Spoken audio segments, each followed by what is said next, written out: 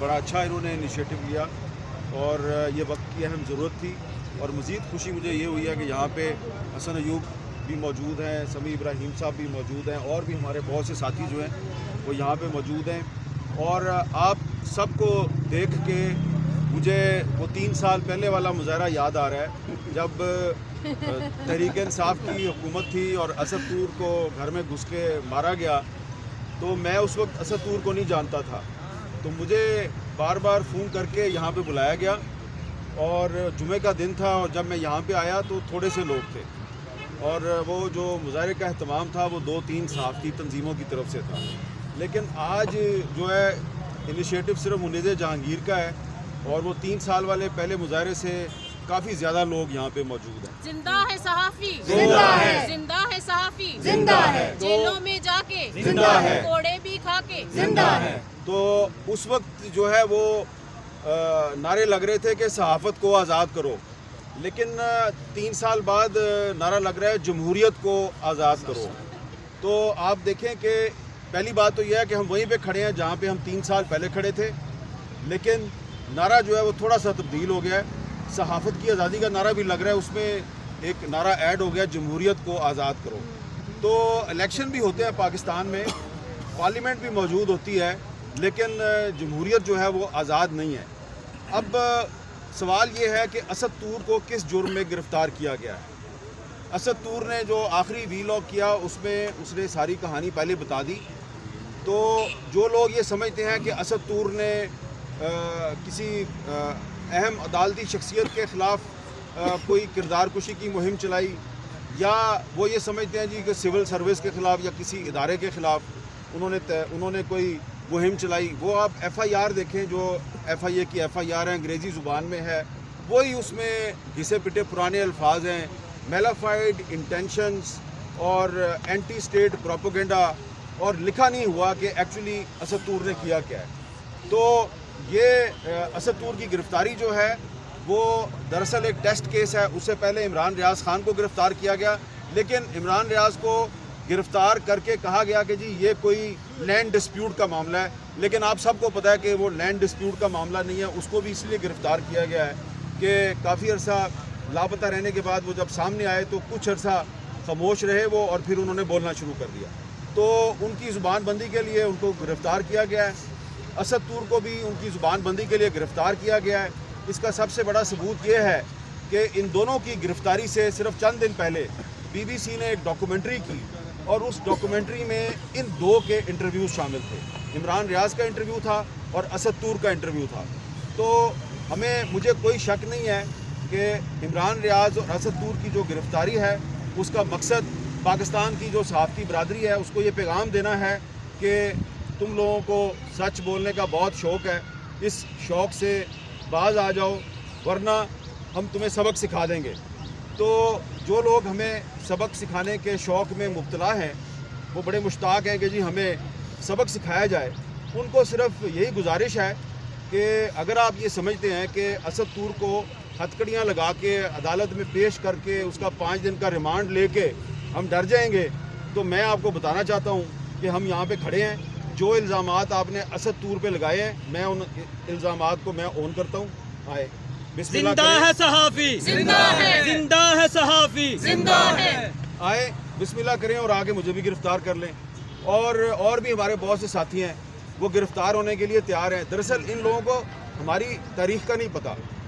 तारीख़ जो है ना हमारी वो ये है कि जमहूरियत की लड़ाई में सियासी जमातें बाद में आती हैं, सहाफ़ी बरादरी जो है वो पहले लड़ाई शुरू करती है। और इसकी मिसाल मैं आपको दूंगा कि जब 1978 में जनरल ज़ियाउल हक का मार्शल लॉ था तो उसके ख़िलाफ़ जो तहरीक है वो जनाब निसार उस्मानी साहब ने और मिनहाज बरना साहब ने शुरू की थी PFUJ के प्लेटफॉर्म से, और MRD ने तहरीक बहाली जमहूरियत उसके 3-4 साल बाद शुरू की थी।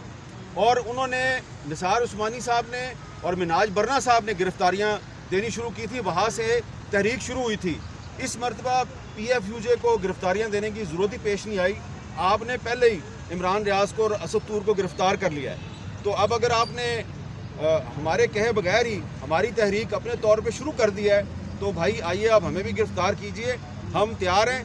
आप हमें गिरफ़्तार करेंगे और उसके बाद لوگ جو ہے وہ ہماری رہائی کا مطالبہ کریں نہ کریں، لیکن دنیا جو ہے وہ آپ کو شیم کے نعروں سے نوازے گی۔ اور دوسری بات جو ہے وہ بڑی قابل غور ہے، اور وہ یہ ہے کہ اسد طور کو اس دن گرفتار کیا گیا جس دن پنجاب میں اور سندھ میں جو نیا وزیر اعلیٰ ہے اس نے حلف اٹھانا تھا۔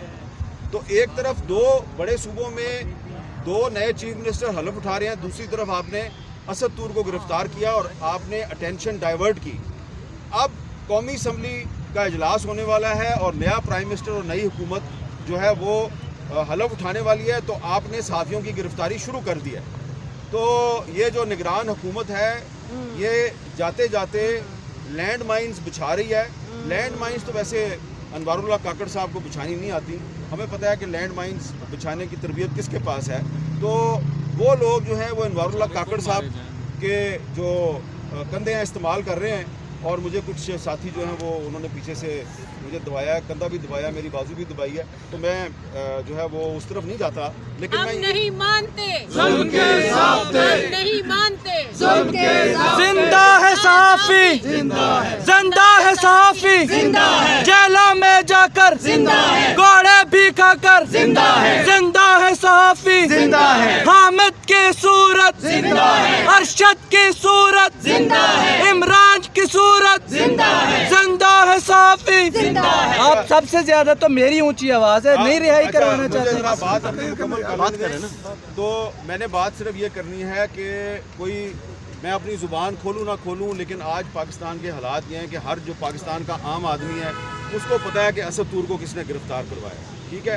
اسد طور پہ جتنے بھی الزامات ایف آئی اے نے لگائے ہیں، ہم ان الزامات کو میں اون کرتا ہوں، آئیں مجھے بھی گرفتار کر لیں، اور آپ نے اور بھی صحافیوں کو گرفتار کرنا ہے، لسٹ کا ہمیں پتہ ہے، ٹھیک ہے، آپ ان کو ضرور گرفتار کریں۔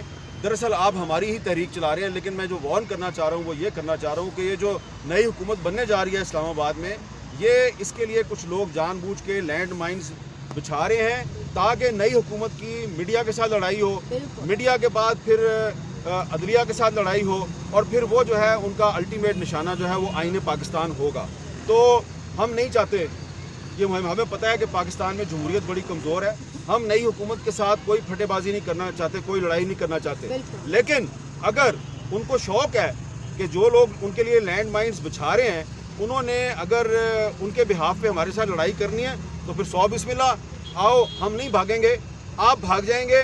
اور مطالبہ میرا جو ہے وہ صرف یہ ہے کہ آپ اسد طور کو اور عمران ریاض کو آپ نے گرفتار کر لیا ہے، میں ان کی رہائی کا مطالبہ نہیں کر رہا، میں مطالبہ یہ کر رہا ہوں کہ جو لسٹ ہے نا تمہارے پاس جن کو گرفتار کرنا ہے ان سب کو ایک ہی دفعہ گرفتار کر لو۔ ہمارا مطالبہ آج یہ ہے، آؤ ہمیں گرفتار کرو، آؤ ہمیں گرفتار کرو، آؤ ہمیں گرفتار کرو، آؤ ہمیں گرفتار کرو۔ اور ارشد شریف کے قاتلوں کی